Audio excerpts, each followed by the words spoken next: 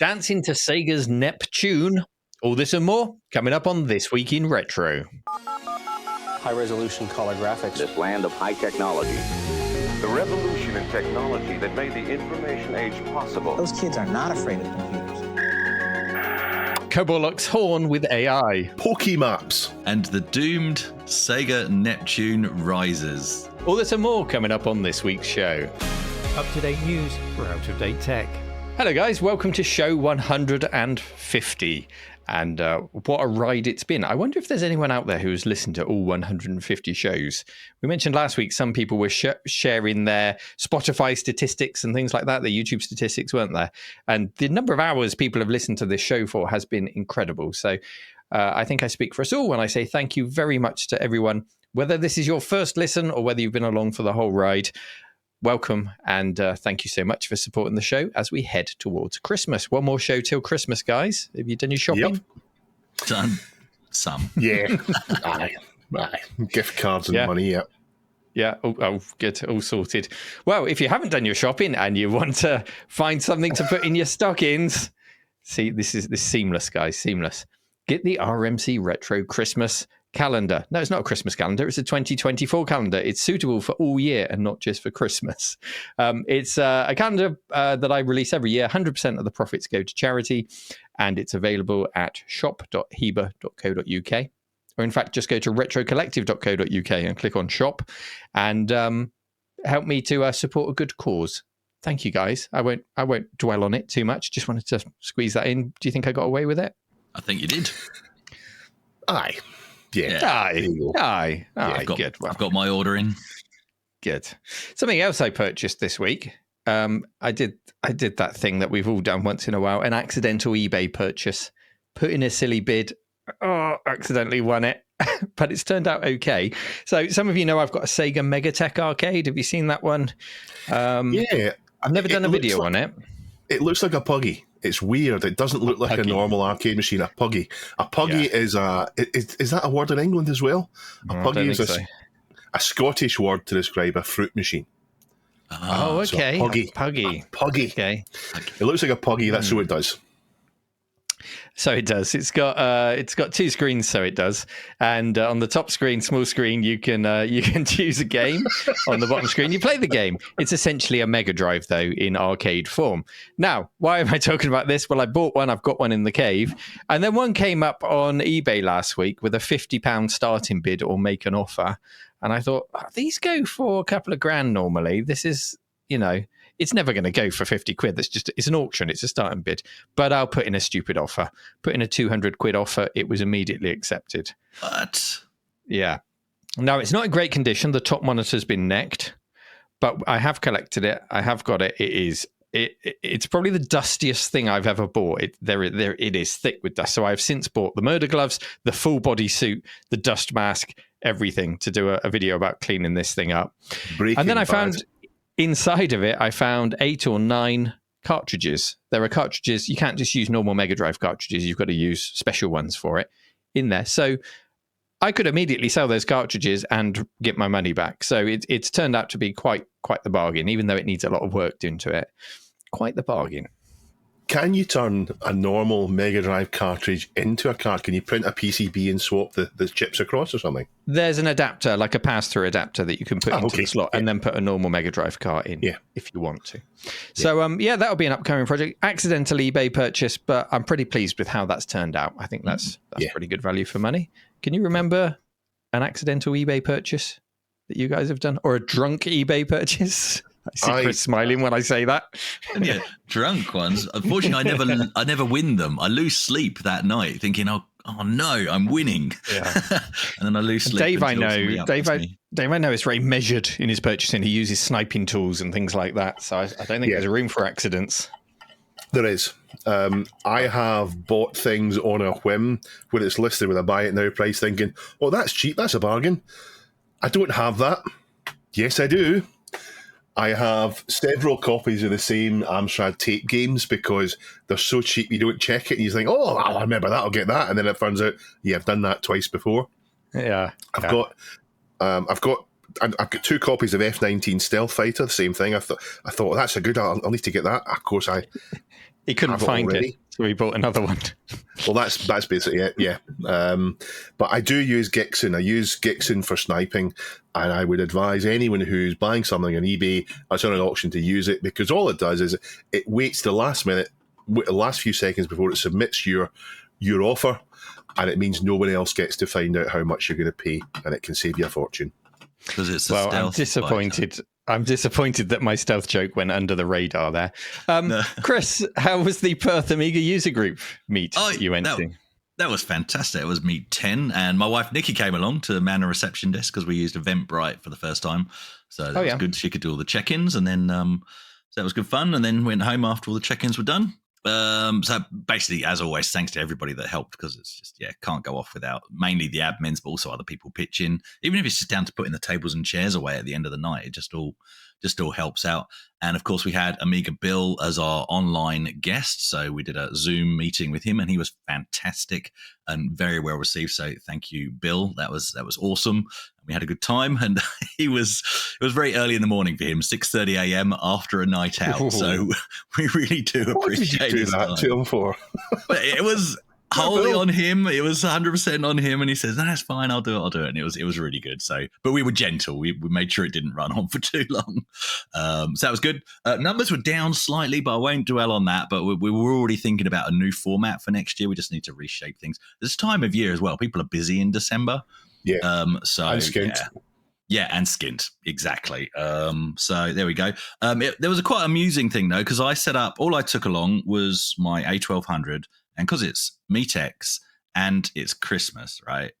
I just left it running with Maria Whittaker's Xmas box on the thing, thinking no one's going to sit there and beat it, right? Because kids come to these events, right? So I didn't want anything.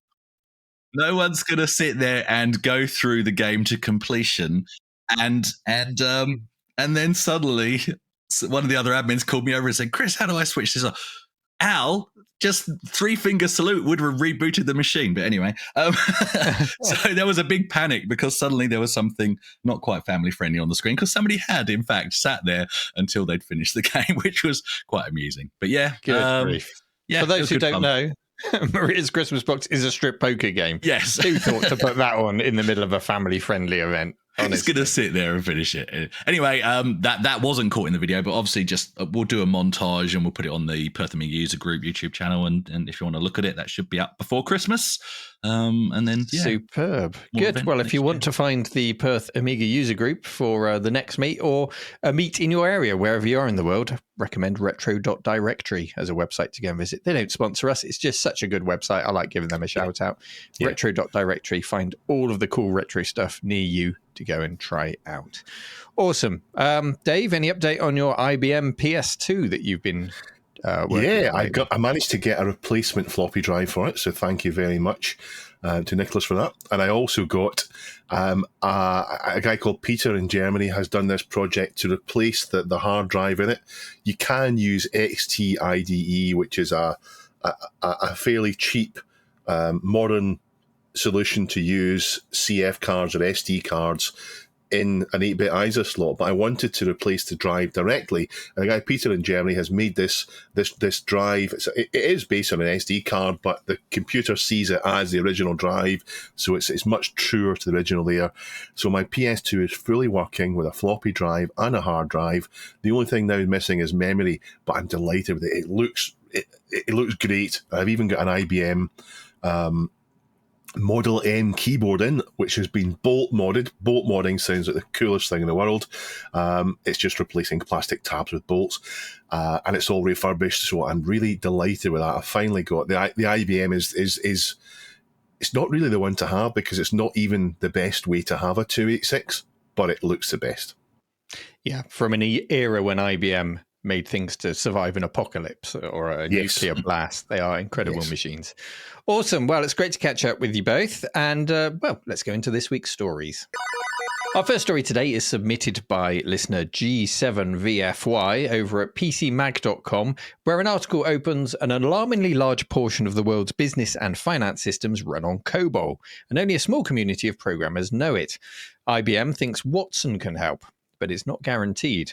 Every day, $3 trillion worth of transactions are handled by a 64-year-old programming language that hardly anybody knows anymore. Yes, it's COBOL, or Common Business-Oriented Language, and its refusal to die, or rather companies' refusal to put the time, money, and effort into replacing it when it's still working for them. But IBM think they have something. They think they have the catalyst for replacing COBOL in, yes, you guessed it, AI. IBM's Watson first appeared on the scene in 2010 as a system that could answer questions posed to it in natural language. It later appeared on the TV show Jeopardy, taking home the $1 million prize. And that was up against the Jeopardy champions. So they did put it through its paces and it won. But 13 years later, that's a long time in the computing world. It's practically retro now, 13 years later. But it has evolved. And it's evolved to take advantage of cloud-based processing and machine learning capabilities. In other words, IBM have developed it from a question-answering machine into an AI system that can do as well as answer. And the doing IBM have proposed in this story is to port COBOL to a modern language. It sounds risky, pointing AI at systems managing $3 trillion of transactions a day. And it would be, which is why IBM also say that this is a programming assistant. It's a tool to help, but not to complete the task fully. You still need to do plenty of manual checking on the translated code to make sure that it all works. An insurance policy, no doubt, that IBM had to put in there. Otherwise, all hell would break loose in banks across the world. Now, while there's a shortage skills gap in COBOL programmers out there, as the old guard retire, it would actually be wrong to dismiss COBOL itself as an ancient language. Yes, it arrived a long time ago, but as recently as 2023, it was updated with new features. And in the early 2000s, it became an OOP, or object-oriented programming language. So it hasn't stood still. Oop upsides your head, Dave. However, the fact is, at the height of its popularity, COBOL was in the punch card era of computing, which is why, if we just come on to my own experiences here, it was a real surprise in 1996 when I had to spend a year learning it. It felt ancient even then. My own experience was that having spent a year learning Pascal, we were then to move to C for the second year. And Pascal would be a neat way and an easy progression from Pascal into C, and off we'd stride. But the C lecturer left. And so we ended up with a lecturer who only knew COBOL. And that's what we learned in the second year. I know. Did he sail away? Is that what happened? Did he sail away, the C lecturer? Oh, very good, Dave. Very good. Chris? You didn't go to the same college I went to, because we had exactly the same experience, Pascal and then COBOL. Nothing more interesting than that. Exactly the same. Yeah, well, this was Weymouth College down on the south coast of the UK. West Kent, England. I got to say, the C programmer, when we were in the first year, we might have put remote control software on some of the PCs and caused him a few headaches in his classes, moving mice, adding extra characters, and I don't know. Perhaps we contributed to him leaving in that second year, and we only have ourselves to blame. I don't know. Anyway, yeah, COBOL, for me, it was a bit of a mind bender to understand it off the back of Pascal, and it certainly wasn't a sexy language. You know, in year one in Pascal, I was making Snake, I was making Tetris and light cycles and things like that. I wanted to learn C so I could make visualizations for Winamp and games and, you know, all of that stuff, all of that fun stuff. COBOL was purely a business language for manipulating lots of data. So for my final project that year, I wrote a VHS video store rental system, a COBOL database, and I'd even got hold of a Windows COBOL API. I think it was called Visual COBOL, might have been. So that let me write the code and then call Windows up on the screen, buttons, register if buttons had been pressed, and all the rest of it. So I made a visual VHS store in COBOL in the mid-90s. And that was the last time I ever touched COBOL. I had no reason ever to go near it again. And there have been many times over the years where I thought I could have made a good career out of that if I just, you know, if somebody had said to me, by the way, COBOL, it's not very exciting, but you'll make a hell of a lot of money if you just do it for a couple more years and specialize in it. But, you know, everyone thought COBOL was dying even then, and it was going to be retired. And ultimately, I would have been pretty bored by it. Anyway, let's talk about COBOL, IBM, and the use of AI to port legacy code to modern systems. Dave? I know very little about programming, but the little I do know is it matches what you said about COBOL. I know that it was thought to be going out, so nobody put any real effort into learning it. And if I had hindsight, my career would have been learning COBOL and then spending 3 or 4 hours a week coding in it, and the rest of the week playing games. Because I think you can. I think if you manage to do it right, you can end up with a decent income, a decent modest income from it, from being a less than good coder, because no one else can do it and get the big money in. I just don't understand how it's been, though. You would think that people would, when there's such a demand for it, you would think that people would blag it enough to say, well, I did a year in college and I can get my way through this, and I can pretend I know what I'm doing and get the reference books out and learn it, and as I go. You would think that people would get into it that way. I don't understand it. But AI, I think that's the answer. I'm impressed with what AI can do. All you need to do is thoroughly test it. The problem with these old systems, and the reason why I think they're there, is in the financial sector, if you've got these old systems at the very bottom and you've got everything built on top of it, you can't just pull out the bottom layer without everything else going. So you're talking about potentially replacing the entire system that you use, all of them, just to take out the bottom layer. So maybe this is going to be the way where the one at the bottom is replaced seamlessly with a replacement, or they just say, maybe we can keep it. Maybe, yeah. Just looking at the original post on our subreddit, G7 VFY also posted an advert to a current COBOL programmer's job, £70,000 to £85,000 per annum in Burnley. Very nice. And then there's a really nice long comment which everyone should have a read of, by IE numerable 661. They are a COBOL programmer. They talk about their experience in the industry, including a job which they did in about 6 weeks, and they still had 6 months left on the contract. So they spent most of it playing Unreal Tournament and getting paid silly amounts of money to do so. So when I say COBOL might have been a boring job, actually, it sounds ideal. 6 weeks work, 6 months gaming. Perfect. Yeah, I mean, it sounds ideal. As to why they're sticking with COBOL, I always want to say, get a brand new shiny system in, and your productivity will increase and so on. But the reality is, I work in the financial services, and the reality is it's super, super difficult. So get the AI to do it. I think the AI can do it, but I always feel that AI has this artificial difficulty that shouldn't be there. When we talk about AI doing tasks, there's always this focus on AI making mistakes, but humans make mistakes. If you talk about self-driven cars, for example, they need to be an order of magnitude safer than human drivers. Otherwise, we've got all the stories in the paper about an AI causing an accident.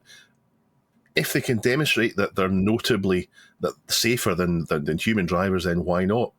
But yeah, this might be the answer, and I wonder if we're going to end up with programmers being the person that conducts the orchestra rather than the person that plays the instruments. Oh, I like that analogy. Mm-hmm. Very nice. Yeah, I think the important thing is when a human makes a mistake is understanding what the mistake is and learning from it. Yeah. If a human is presented with a mistake that AI has AI made it in such a way that we can interpret it and understand it, or is it just done some weird, bizarre thing? I don't know. And human errors, a lot of them are down to complacency and repeated errors and transposing digits and so on. AI shouldn't do that. Sure. And another thing is I think people often confuse COBOL being really old with the hardware that it ran on originally, punch cards and things like that. COBOL, as I said, has evolved and developed as a programming language. I'm not saying it's still an ideal language to use in the modern day, but, it is not a 64-year-old programming language, just as C isn't as old as you think it is. It has developed over the years and evolved. Chris, you mentioned that you learned COBOL. When did you last touch it? I touched it back then, so that was the early 90s, so a little bit ahead of yourself. And it's only when you read stories like that you do sort of go, oh, maybe I should have paid more attention in college, because, we did COBOL as part of A-level computer science at West Kent College in Tunbridge. And what I learned during that time of intense study was how to be a good kisser with my then girlfriend Lynn, who I actually met in computer science. How to play Laser Quest in Tunbridge Wells, because we used to skip class to go there. That was great, and a great friendship group from out of that. And how to play Street Fighter 2 and Last Resort at the local arcades in Tunbridge, 2 doors down from what was Woolworths at the time. So fantastic memories of the time, but very little study, I must confess. So that study didn't go well. And this is only the second time in my life I regret those life choices. And the first was, which we haven't really talked about, was during the Y2K panic, where you could literally name your price. And generally, all you were doing as a contractor, and one of my friend's dads was doing this, was just changing the year fields from 2 digits to 4 digits. And that was it. Yeah, I could have managed that, even though I didn't do very well at the course. Oh, you're too honest for that, Chris. You would have gone, 50p. It only took me 2 minutes, wouldn't you? Yeah. Wouldn't you? No. Wouldn't you? I'd sat there quietly, and as soon as they said, we'll pay you £200 an hour, I'd gone, okay. Yeah, there is crazy money to be made out there contracting in IT. I've done it myself to a degree, but only short term, because I was never comfortable with the lack of security. He says as a YouTuber in such a secure job now, but at the time, I wasn't so keen on the lack of security, so I always sort of stuck to full-time jobs. But it's interesting the lives certain people have had in IT. And that extends, of course, to COBOL programmers. I mean, there must be a few people that just sort of jet set around the world. The more I talk about COBOL, the cooler it sounds. Being jet setting COBOL fixers for lots of money. Damn, we missed out. Anyway, AI from IBM helping COBOL is not the only example of AI coding I've seen. I've even seen people use it to produce BASIC. I think we've talked about it on the show. AI to produce BASIC for retro systems. I've got a friend who uses it to help him with Python code in much the same way. It gives him suggestions, he tweaks it, and he gets the program that he wants. So I guess... Does he tell his employer? Does he tell his employer? Or is he about it?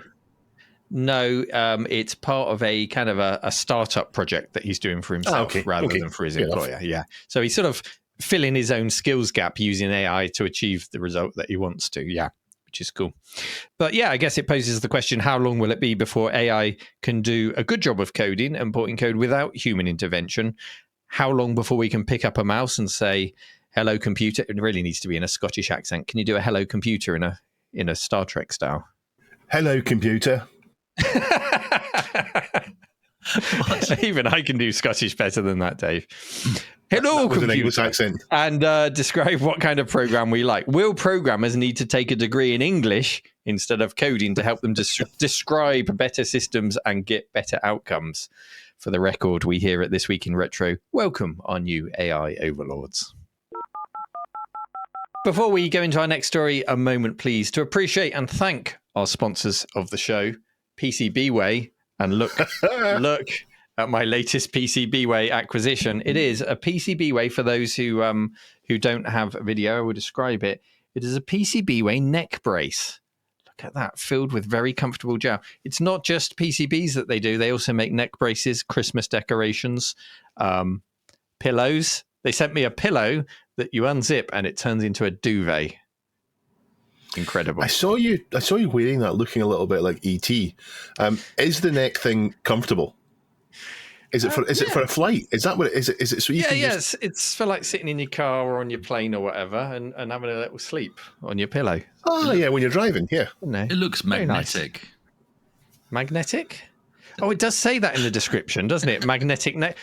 What's magnetic about it? I don't know. It said something about magnetic fabric or something. I can't remember what you said last week.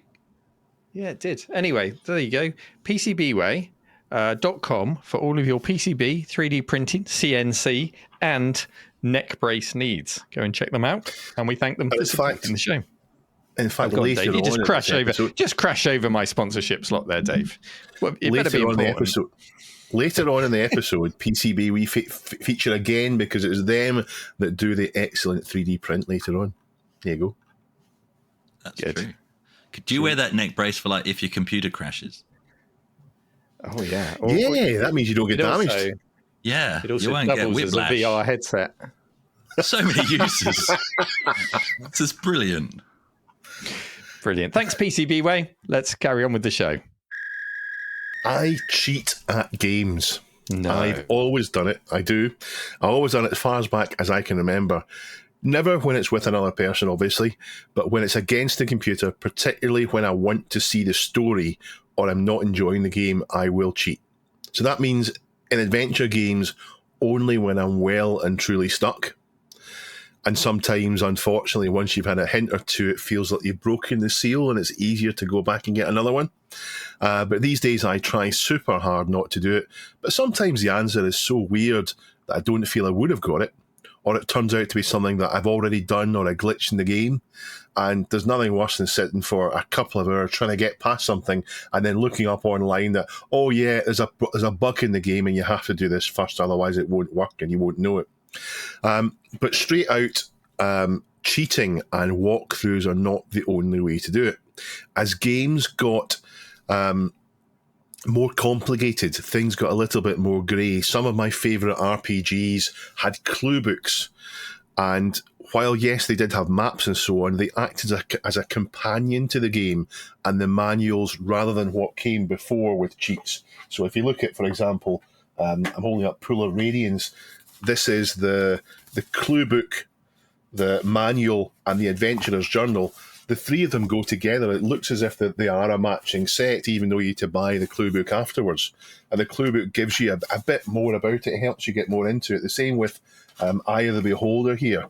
The rule book and the clue book look like a matching set. They look as if they're designed to go together. And of course, they were designed to go together. When you look at things like X-Wing or TIE Fighter, the clue books for them, the strategy guides, actually continue the stories in the novella. So if you don't have those, you don't get the full experience. Now, thanks to Christ of Why Don't You, we've had a submission from Eurogamer titled The History of Game Hint Pages Before the Internet Took Over. Because, of course, once the internet's taken over, it's so easy now. Most games have their own kind of wiki where you can go and look up lots of things, particularly strategy and RPG games. But before the internet took over, it's a great article which combines the author's personal experience with a good history of it. Now, there's lots of different ways it happened.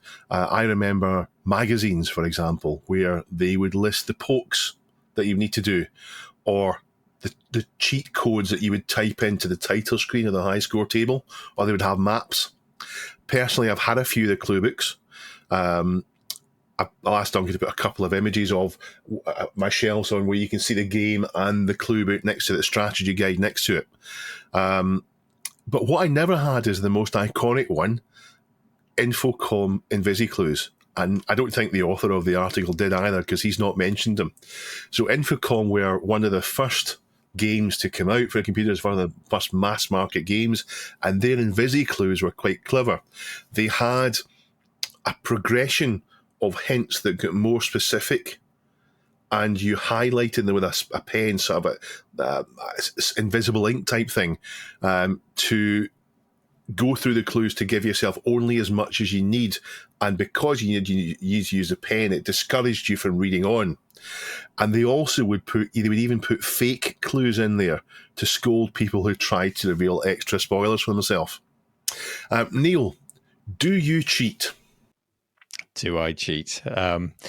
Yeah, it's an interesting story. It also, as you were talking about it, reminded me of certain copy protection features as well, because if you think about games like let's use Police Quest as an example, Sierra's game, you got lots of different guides. You got sort of the policeman's guide to police procedures and things like that, and maps and stuff like that. And it was integral to the game. It had kind of hints and clues. For example, well, you would have to use certain police procedures or it would be game over, like walking around your car first, or all the wheels would fall off if you hadn't inspected the car and things like that. But also it doubled as copy protection. What is the word on page, whatever, line X, blah. So it kind of all came together like that. But that's later than the Infocom text adventures. Now, do I cheat? I've always been very reluctant to cheat with a game that I'd paid hard cash for. So a LucasArts or a Sierra game, for example, can be completed really quickly if you just follow the instructions and you know what to do. I've had Twitch streams in the past where 1 or usually 2 sessions is all it takes to play through the entirety of a Lucas or a Sierra game, knowing what you're doing. But going through the painstaking process of figuring it out over weeks or months, that is the game. That is part of the challenge. You should be away from the screen, thinking about the game, trying to come up with the solutions. That is the game. Dave? Do you think you'll do a Twitch stream this Christmas when you're off and play through a game or two? I think you've done that in the past. I've done it in the past. I'm determined to have some off time. So step away from the screen. But you know what I'm like. Close Discord completely? You know what I'm like. No Discord, no Twitter? I have Discord on. I mean, I chat to my friends on Discord. I chat to you, I chat to Chris. So I keep Discord open. But yeah, probably not a live stream. We'll see how it goes in the new year. So, yeah, as I was saying, I think that whole going away from the screen and trying to figure it out is part of the challenge. And at the time, it rarely crossed my mind to cheat with those kind of games. Because today, as you say, the answer is just an internet search away. And it's very, very easy to give into temptation, particularly if you're using DOSBox, for example, and emulating a game. You're on a screen with a web browser button at the bottom of the screen saying, click me, type in what you want to know. It's so tempting. Outside of adventuring, a lot of games I had, at least in the 16-bit era, had trainers on them. So you could choose how you wanted to cheat as the game loaded. But these, of course, were part and parcel of pirated games.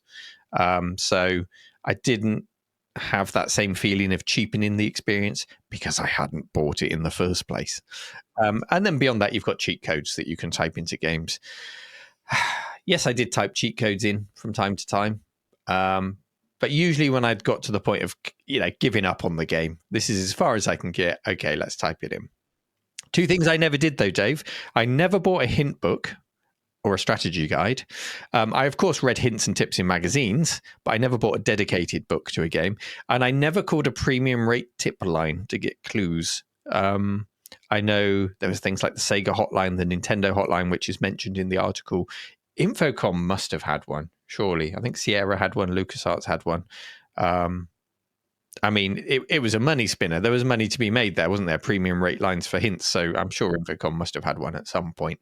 But it just never crossed my mind to spend money on these things. It just never did. I don't know why. How about you? I don't think I bought any clue books back in the day, and I certainly didn't call any premium rate numbers. I would have imagined that they would spend 2 or 3 minutes with recorded stuff before you actually got to ask a question, and it would take 2 or 3 minutes, and they would try and keep you on the phone for longer. I certainly didn't do that. I don't think we actually had as many of those lines as they did in America. I don't think it was quite as popular here. But I do have the guides now. I love having the guide for particularly RPG games or even X-Wing, for example. It can tell you what to do, but you still need to go ahead and do it yourself. So I do remember magazines, though. I particularly remember 8-bit magazines with maps for things like Jet Set Willy and Cauldron 2. And they would have this double page spread of the whole map of the game.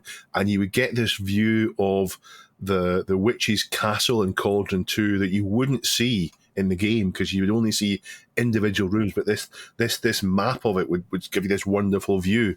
And also the pokes and cheats. And when you talk about 16-bit trainers, that's the downfall that I think is most for me about cheating. I would get a pirate game, I would load it up, and within a few minutes I was rebooting it to put the trainers on, and I would just chew the way through the whole game to see everything it had to offer and perhaps never come back to it.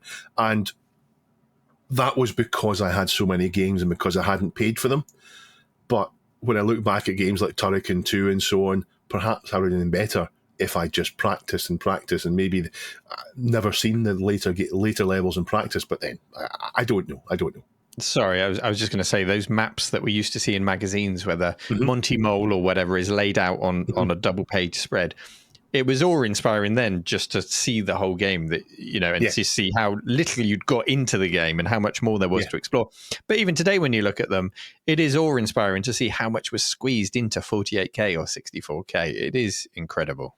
And also, I've just had a thought, that must have been what the game designers did. They must have started with a piece of paper and drawn the map of the castle, and then put it into screens, and then afterwards someone's turned it back into what they had to start off with. You'd like to think they had a plan, yeah, for sure. Yeah. Otherwise, that would look terrible. Anyway, I think that Chris looks far too pure to cheat at games. Have you ever cheated, Chris? Could you bring yourself to cheat? I was going to say no, but actually there is a yes, and that's adventure games, and I'll come to that in a minute. But basically, obviously, first-person shooters are my favorite genre. So cheating in my book is setting it to easy instead of normal or hard. That to me is cheating. But I have done that in terms of like things like BioShock. I think I did it on one of the passes because I just wanted to enjoy the story. So rather than using cheats, just making the difficulty level that little bit easier so that you're not hindered for hours, or I've been stuck on games where you go, oh, stuff this, I don't know how to get past this, and you just never come back to the game. So if you want to see the end of the story, then just changing the difficulty level. And I know a lot of first-person shooters these days, they'll actually, and this goes back to like the PS3 and Xbox 360 era, possibly even before then, they'll let you change the difficulty setting mid-flow, as in from your latest save state. If you can't get past a point, you can actually then change the difficulty setting and proceed from where you're up to at that point. Actually, that's the same in strategy and RPG games now. Right. Things like XCOM, the modern XCOM games allow you to do that, to change the difficulty on the fly. And the same with Baldur's Gate, for example, you can change the difficulty on the fly and then change it back afterwards, unless you're playing in one of the kind of hardcore Iron Man modes. So yeah, that's something that someone's in one of those genres has thought it's a great idea, has been copied across the rest. And it does help, because sometimes the game balance isn't always perfect, and sometimes you might be challenging yourself all the way through and then reach a point where you just can't get past. Just get AI to play the game for you. That's it. Just watch it like a movie. Like a really just turn on a bad movie. Open up YouTube and type in "Let's Play" and the game name, and just sit in front of the telly watching it, stuffing your face with with carry out food. Yeah, just do it that way. Where I have cheated recently, don't clip that separately in the outtakes, Duncan. Where I have cheated recently is adventure games, because obviously that's not my forte. And so obviously when I went through Simon the Sorcerer to again enjoy what everybody had been talking about, I used a guide.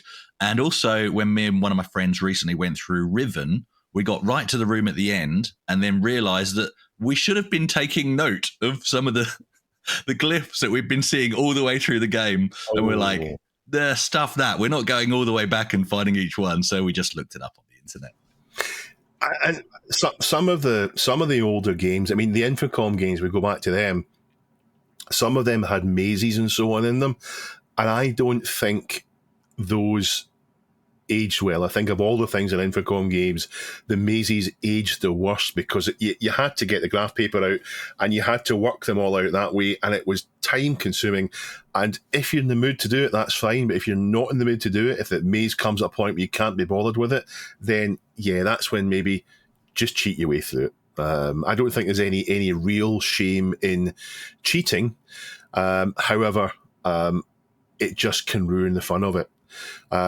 I find, though, in RPGs, just like you're talking about FPS, if I play an RPG on easy, or even actually on normal now, because they tend to have kind of easy or story mode, then normal, and then kind of core rules or standard or tactician or something.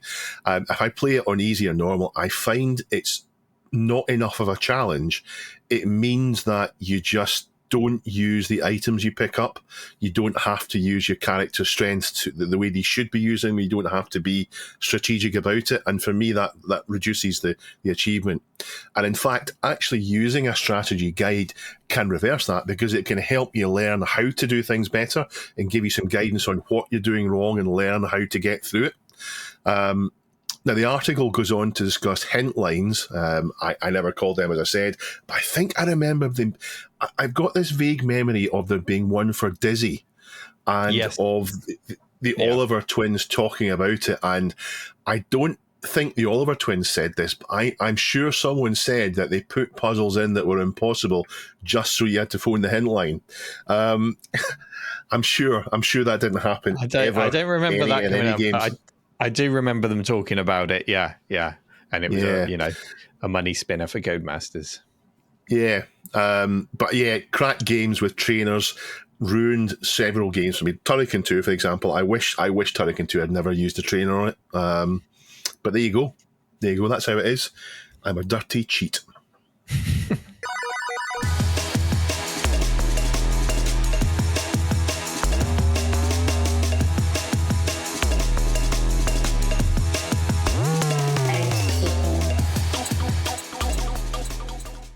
I would like to welcome our new patron, Andrew. Thank you for coming, a twirler. Hello, Andrew. Welcome aboard. If you'd like to join Andrew and our other kind patrons, then go to www.patreon.com/thisweekinretro. Going through the submissions to the subreddit this week, Sega. Which are where, Dave? Which are where? It's www.reddit.com/r/thisweekinretro, or in the show notes, the link in there. That's the place to go to submit your stories that you might like us to talk about.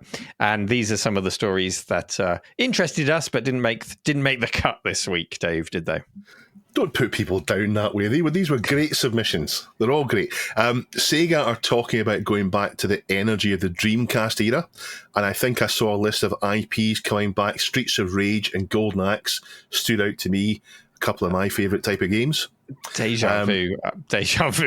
I'm sure Sega have made this announcement before and before, surely. I know.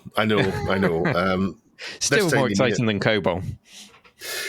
There's loads of coverage at Doom at 30. It's everywhere. There's a Jeff Minter document. Sorry, Chris, Doom?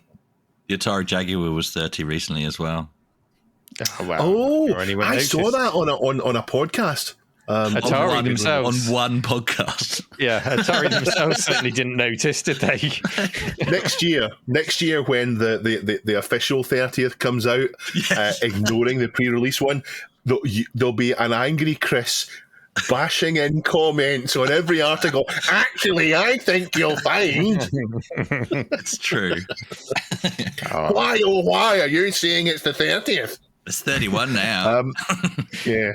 Yeah. In other news, there's a Jeff Minter documentary coming out, or what do we call it in Australia, Chris? What? Doco. A doco. There is a Jeff Minter doco, mate. Doco, mate. So it is lovely to see Jeff. I mean, he is a recognised star of gaming, but it's nice to see him get a documentary all of his own. So I'm looking forward to that. Fair dinkum. I put a picture of an $800 Sega Mega Drive watch, which does look cool. It does look cool, but it looks like $8 worth, not $800 worth. Do you know what it looks like? It looks like the wheel off of Knight Rider. That's what it looks like. It doesn't look that cool. No, it doesn't. It looks like the top of a Mega Drive. It's got the 16-bit font and the red text around the bottom. They purposefully don't have the word Mega Drive or Genesis on there, so it can be sold internationally. They haven't tied it down to that. And it's got a little blue dial. And I'm assuming, does the top open or does the top not open? Because you can only see a small window into a number. I think should we just move on? It looks like great to say about that for 800. And we've all ordered one. Novelty Christmas present. Yeah, we're all sponsor us. If you sponsor us, we'll tell you it's great. We'll wear one. Send us one. Duke Nukem for the Evercade is out. It turns out our friend Clint at LGR has been secretly helping them with this as their Duke Nukem expert. They've done really well. It looks a great package for the Evercade, and hopefully it'll give Duke Nukem to a new group of people. Unfortunately, there's a few problems with it. It's not perfect. They haven't managed to get everything in because of copyright and so on, but it's always a minefield when they're trying to release new things. Also posted on the subreddit is a brilliant list of 15 games that have never before been ported from the arcade to console.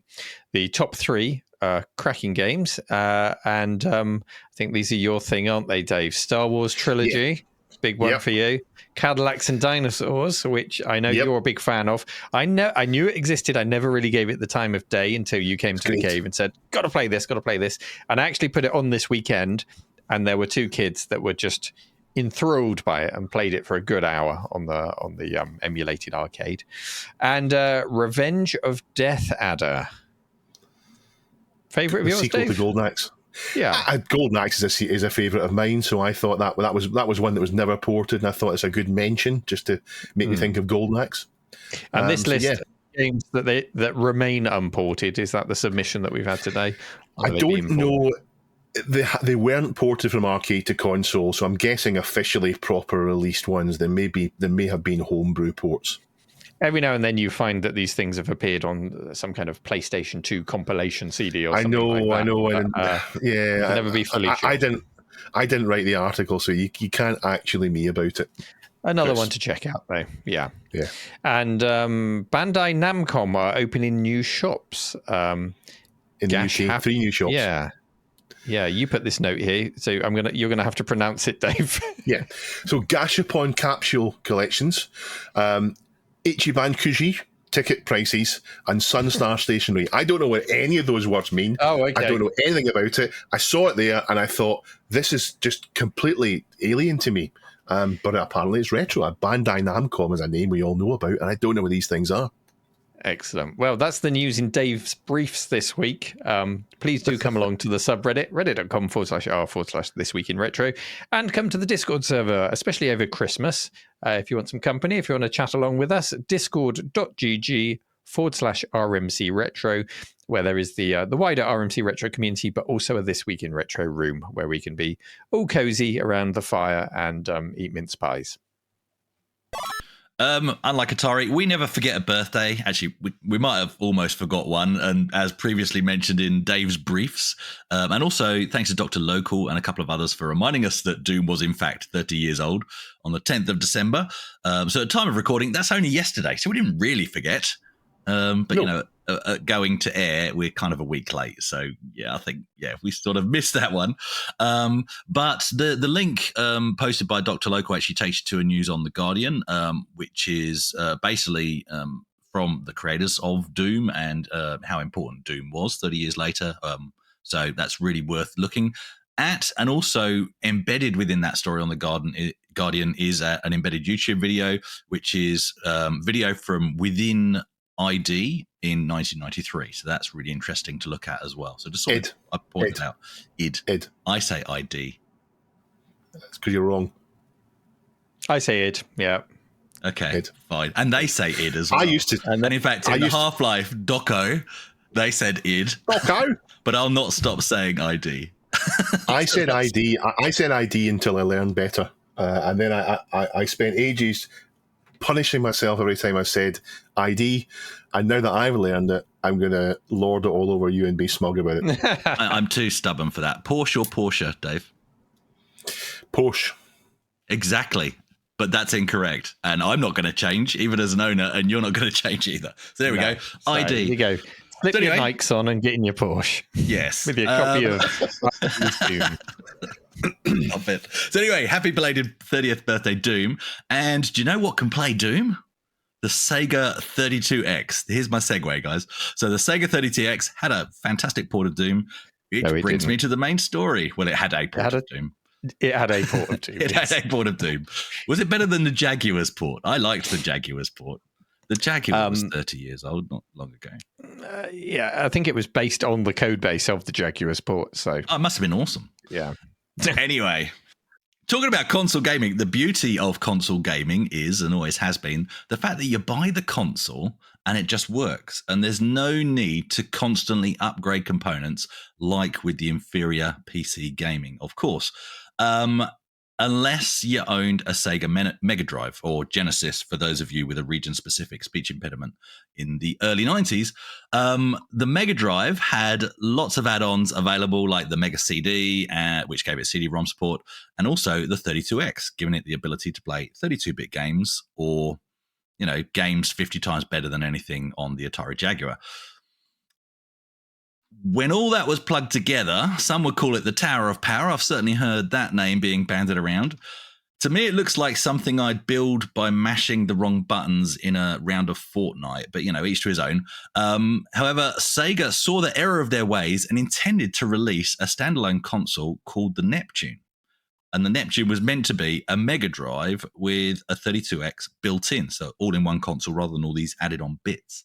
And there's a great video by Macho Natro Productions on YouTube that details the Sega Neptune and how it was abandoned we nearly said it. in 1995 and sadly never made it to production. Nearly said what? Sega. If they've got a Saturn, they've got a Neptune. Then when were they going to do Uranus? Oh no. You gave me the bouncing up and down icon for that, Dave. You interrupted my peripheral vision for that. Good on you. Good stuff.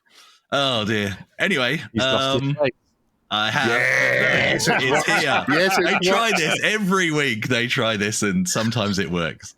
I'll just jump in there, Chris. I'll jump in on a serious note about the 32X and the Tower of Power and the interest in it. There's a lot of interest, not just with this video, but surrounding it, to the point where I put out a video this year on the Sega Tower of Power when I finally got all the bits and made one myself, just in August of this year. And it is now the most popular video on the entire channel of all time. Nice. Even more popular than Pandora. Even more popular than Pandora, which is still in the top 5. But is that in the top 5? The Tower of Power, coming up 400,000 views, which is huge for me. And it just goes to show the interest in the Sega Tower of Power and what it could have been and what it could have done. And no doubt there will be just as much interest in this Sega Neptune because it is what it was going to be at some point, wasn't it? But I've interrupted your flow. Get back into it, Chris. Nah, it's all good. This video was put together by a guy called Tito, and he basically details how a modder from the UK called Dan has taken matters into his own hands and created his own Neptune. And that this has been done before, apparently, but usually it uses a Mega Drive 2 shell, I'm led to believe. But what's been done this time is Dan, aka D-Visix, he's basically replicated what the Neptune was meant to look like according to promotional material that came out back in the day. As always, we won't give all the details away, not just because I don't understand all of them, but also because we'd rather point you to the source. So do check out the video, and we'll obviously give you all the links in the show notes. And you will, of course, need a donor Mega Drive and a 32X to make your own Neptune. But all the bits that you need are all detailed in the community surrounding this project and also in Tito's video. And yes, he's made one himself as well. So not just Dan's made one, but the guy that made this video has made his own. And it looks fantastic. It looks like something you'd expect to buy in the shops if Sega had managed to produce it themselves. And of course, the end result is a single console that plays 32X and Mega Drive games, which is brilliant. And this is demonstrated wonderfully in the video by playing the 32X port of Doom, of course. So answering the question before anybody gets a chance to ask it, yes, it plays Doom. Now, I never owned a Mega Drive. I went the SNES path myself. What do you guys make of this project? Yeah, I'll jump in. I love the results of this build. Like you say, it looks amazing. It looks like something I'd love to use. It's solid. It's not janky in any way. It's not held together with duct tape or cable ties. It's brilliant. And I would love to have this to play on. Maybe I should make one myself. And I hope he goes to the next step and kind of make some kind of retail packaging, some kind of box to go with it. That would be nice, wouldn't it? Using whatever promotional material they can find. Yes, Dave, you took an intake of breath there. Yeah, I'm just thinking back to a story we covered about someone doing that with the Spectrum. Remember, he lost tapes, I think his name was, and all the stuff with the Spectrum. That would be the cherry on top. Probably why it's in the back of my mind, that story. Yeah. So that would be great. There's good reason why the Neptune didn't exist. I think, put simply, it's the Sega Saturn. You had Sega of America and Japan being out of step with each other when it came to product development and promotion. What they wanted to market in the US, as I understand it, they were pushing for the Neptune before Daddy Sega came along and said, stop being stupid. It's all about the Sega now. Which was the right decision. You've got to be, you can't be taking chunks out of potentially the market for your soon to be released next generation console. And the Neptune was canned. The 32X has a tiny library of games. It wasn't really equipped to deliver the kind of 3D that people wanted at the time. They were looking to the previews of the PlayStation and the Saturn. They were going to the arcade and they were seeing Virtua Racer and Virtua Fighter and then Sega Rally and then Daytona and Scud Racer and all of these things. They wanted that in their homes, and the 32X was never fully capable of that. I don't think it even had a GPU. I think it was just a powerful RISC processor, and they used it, to push 3D as much as they could. But what it was brilliant at was NBA Jam and WWF, and there was the exclusive Sonic game. Was it Chaotix? I think it was called, the Sonic game on the 32X. With that little bit of extra grunt, 2D games were incredible. And I would use the Neptune for that. Regular Mega Drive games, and then the occasional blast at 32X games that you can slam in the top there. On the topic of Doom, while it did come out for the 32X, Chris, it was a poor attempt, and it was rectified by the modern port called Doom 32X Resurrection. So if you're going to try out Doom on the 32X, make sure it's that one that you're playing. That one does benefit also from the Mega CD. It can use the processing power of the Mega CD, the 32X, and the Mega Drive all at once. But even with just the 32X and the Mega Drive, you're going to get a much better experience than the original retail one. So Doom 32X Resurrection, give it a go. I skimmed through the video. I need to watch it in full, so I don't know for certain if he was playing that one or the retail one. I don't know that it was. I don't think he was playing Resurrection. I think he was playing retail. Enough. Well, that would be period correct if he was trying to get that experience. Yeah. It all comes down to Sega deciding that they didn't want to keep the Mega Drive going even longer. And I have a lot of interest in this and other systems that did a similar thing, tried to keep a system going by revisiting the specs while still keeping it backwards compatible. So the Amstrad Plus, the Amiga 1200, the Atari STE Neo. The mighty GX 4000. The Amstrad Plus, The GX 4000. The GX 4000 was compatible with the CPC range, but also it had the Plus enhancements, and it failed. And the Amiga 1200, for all people love it, the Amiga 1200 was, and have a go at me in the comments you want. The Amiga 1200 was a great way of playing Amiga 500 games. It didn't restart the Amiga. It didn't give you the same burst that the Amiga 500 did. And this makes me think of the Apple II GS. The Apple II GS was hamstrung by the bad Steve at Apple, so that his second attempt at selling the Apple Lisa, the Apple Mac, could be made. The Apple II GS was deliberately restricted because they didn't want to compete with the Apple Mac. And I can understand why Sega did this, because it looks as if by the time the Neptune was coming out, it was the Sega Saturn was already clearly coming out. It wasn't a case of, we didn't know what was going on. It was a case of we didn't think about it long enough. But I would have preferred if Sega had done the 32X and made the 32X compatible with the Saturn, so that you had the Mega Drive upgrade path and you also had the standalone unit. But there you go. The actual project itself is amazing. The 3D print is really clean looking, and the end result looks like it was meant to be that way. The 3D print, it's very expensive to get a 3D print that comes out looking this well. I think it's over $300. But the video does mention you could do it cheaper if you were prepared to paint it, to spray paint it yourself. So I'll be interested to see what people do. I know that with the interest in the Sega Tower of Power video, loads and loads of people are interested in this. So it might even be that people make Neptunes in numbers. If they took that Neptune case, because it is such a good looking case, injection molded it, kickstarted it, and put the mounting points inside it for, I don't know, a Pi, a Vista, whatever you want to put in there, I think it would pay for itself. Yeah, could be. With the option to put this project in as well, for those that want to do it. Yeah, I mean, this project, there's nothing in this project that's especially difficult. I watched the whole video going through it. There's nothing especially difficult apart from the amount of things you need to do, the little wires you need to lay, and the things you need to learn. There's an awful lot of it. So if you're used to doing console mods, you'll probably be fine with this. But it seems quite a daunting project, not in the individual actions, but because there's loads of them to do. Fascinating video, though. And also, of course, you got to have a donor Mega Drive and the 32X, and you got to want to pull those apart. So there's that as well. I think you need to be a bit of a super fan to do this. Yeah, I think so. It is interesting to see, what would have happened to Sega if the Neptune had come out, but I don't know that it would have changed the way things went. I mean, if the Neptune was released when the 32X came out, so for existing customers, they could upgrade, whereas if you're a new customer, they could potentially pull you over. If somebody like myself, buying the SNES, maybe I'd have gone to the Neptune instead. Then that would have been a good way to do it. It would needed to have been decent enough in itself. I don't think the 32X was good enough. Well, and that's the problem. In the year 1994, you'd still be up against the original PlayStation, right? So, the Saturn came out in 95, and that was actually good. I remember a party at my mate Graham's house, and we played Daytona all night long, and it was like playing the arcade. It was as good as you could get in the home playing Daytona instead of being in the arcade. It was a fantastic port.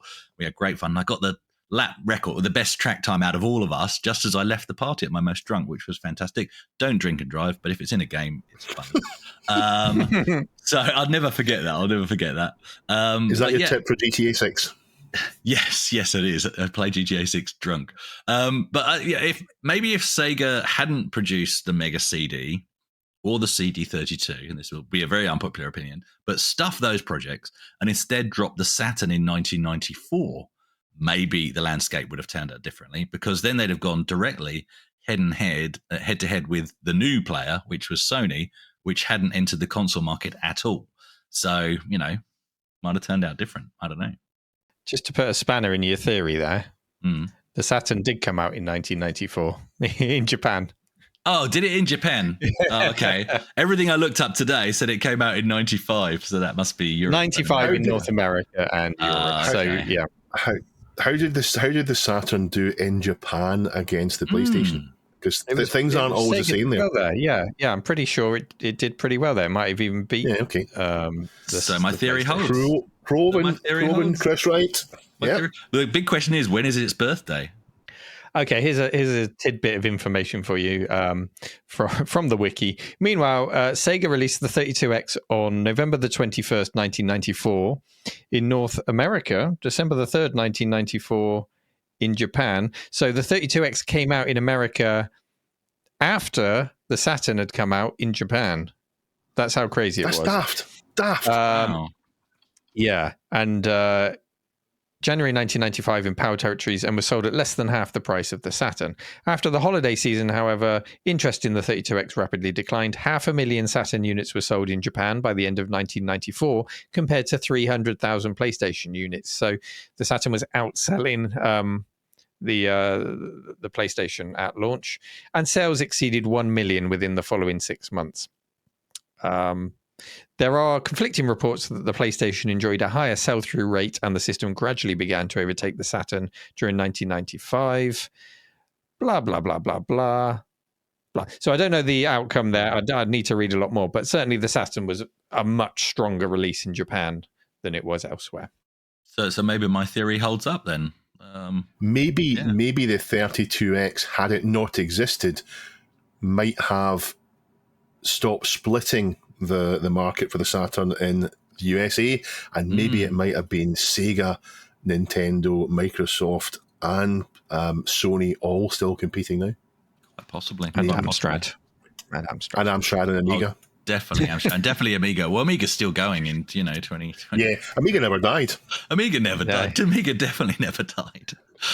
Anyway, back to the Neptune, back to the story, back to the Neptune. This project does look awesome, as we've all said, so do check it out via the links in the show notes, as Tito really has included all the links you need to make your own Neptune. As with all our stories, this was submitted, upvoted, and chosen from our subreddit, so please feel free to submit things yourself. Thanks, Bajako6502, for this gem. Time now for our community question of the week. And last week's question was, phones can do so much these days. I sound like such an old man saying that. Phones, they can do so much these days.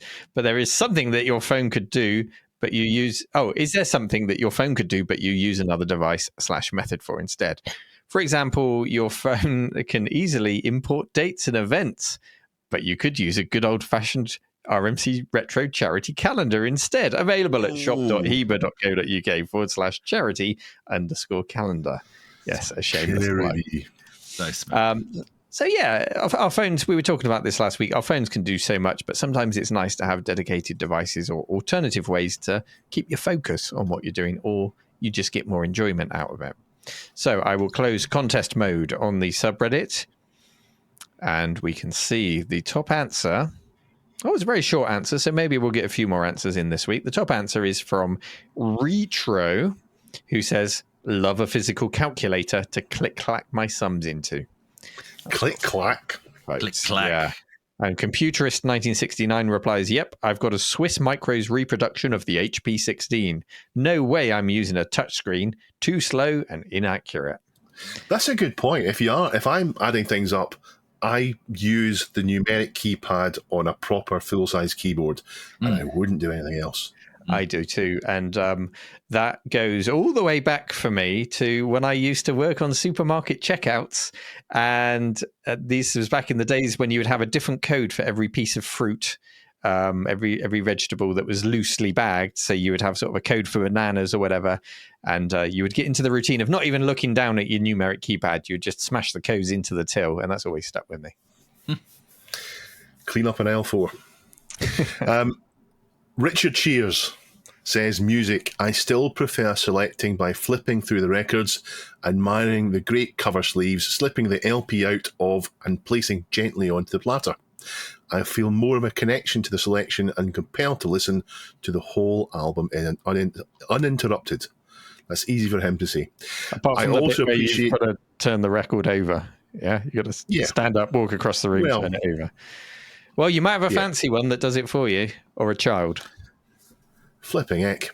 I also appreciate the humble cassette. Did you know that it can sound better than a CD? Can it really? Richard, what have we done to our comments?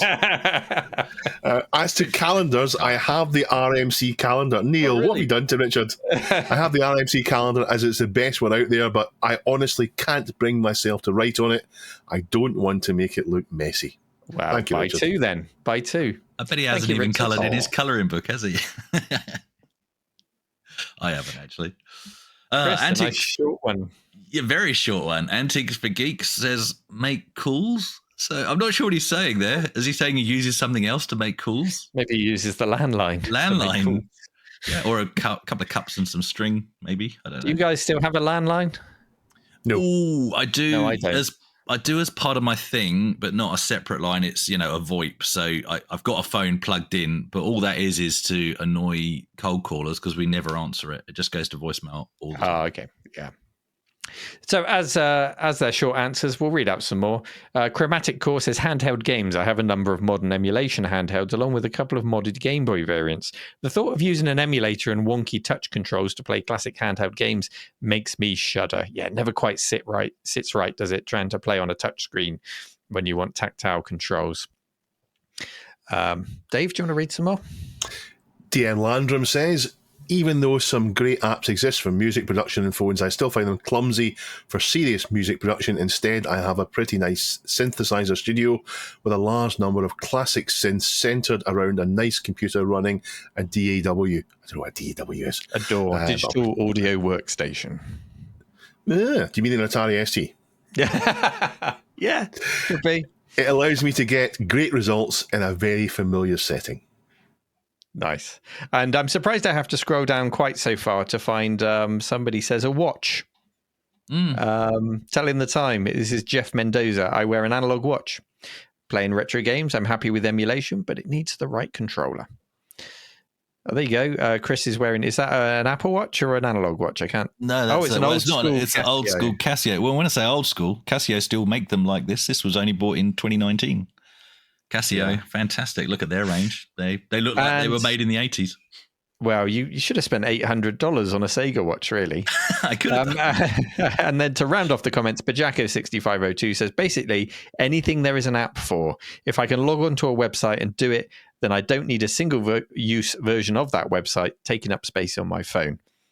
And anything bought from AliExpress on the cheap that also has an app that you need to install from the website. Yeah, that annoys me. Parking apps when really the parking meter should just be contactless if you want to make it high tech. Don't make me have a different app for every different car park I want to go to.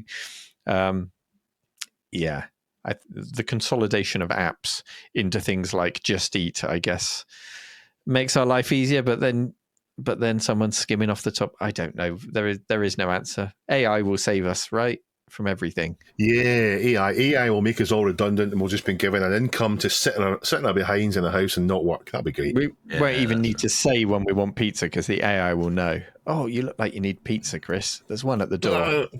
Oh, fantastic. What flavour is it? Meaty. Nice. Pineapple and pizza. No pineapple. So, time for this week's question of the week. And as next week's show is a Christmassy one, are we allowed to say, the big man's coming for Christmas? The big man's coming. Let's not see who it is, but we have a guest for Christmas. The big man's coming for Christmas. I will be away, hence why I'm wearing my Christmas jumper today. So from me, I'd like to wish you all a very happy Christmas. I hope it goes well, and I look forward to seeing you in the new year. Hope you have a good show, guys. Say hello to the big man from me and save me a present from his sack. And we'll move on to this week's question of the week, which is a Christmassy one. What are you asking Retro Santa to put in your stocking this year? Ho, ho, ho. Let us know. Ho, ho, ho. And maybe he'll read out your answers next week. And, who knows? Maybe it'll appear under your tree. You never know. Depends if you've been naughty or nice this year. Thank you, everyone, for taking the time to listen and to watch. If you haven't already subscribed to the show, please do so. We are edging ever closer to 10,000 subscribers on YouTube. It's going to be a huge milestone to hit. So thank you. Or however you like to consume. I think it's about a 50-50 split we worked out this week, isn't it, Dave? Between podcast. It's slightly more people on YouTube than there are on podcasts. But I know that some people don't watch on YouTube. They put it on YouTube. If you've got Premium, you can use it for background play, and you can use it to listen. So I don't know how many people actually watch the whole thing. Superb. And if you enjoy the show and enjoy our company, of course, head over to patreon.com/This Week in Retro. I nearly said the cave one there, /This Week in Retro. No. And treat us to a Christmas mince pie. Take care, everyone. Merry Christmas. Bye-bye. Bye. I'm waving. Even if Neil doesn't tell you, I'm waving. Chris is waving. In fact, Maria's waving in the background. Oh,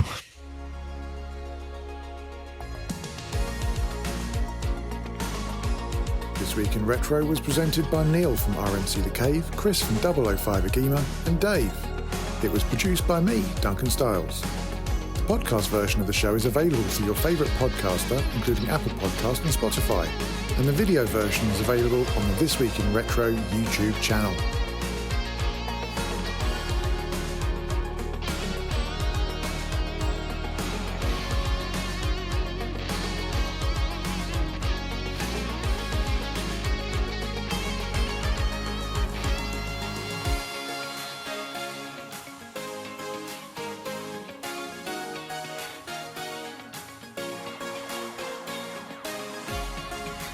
Join our community subreddit at r/thisweekinretro to suggest and vote on the stories we cover on the show. If you watch This Week in Retro on YouTube, please give us a like and subscribe to help us reach new viewers. If you enjoy our show and would like to support it, then please check out the link to our Patreon page in the show notes or description. Thank you for listening, and we'll see you next time for more up-to-date news for out-of-date tech.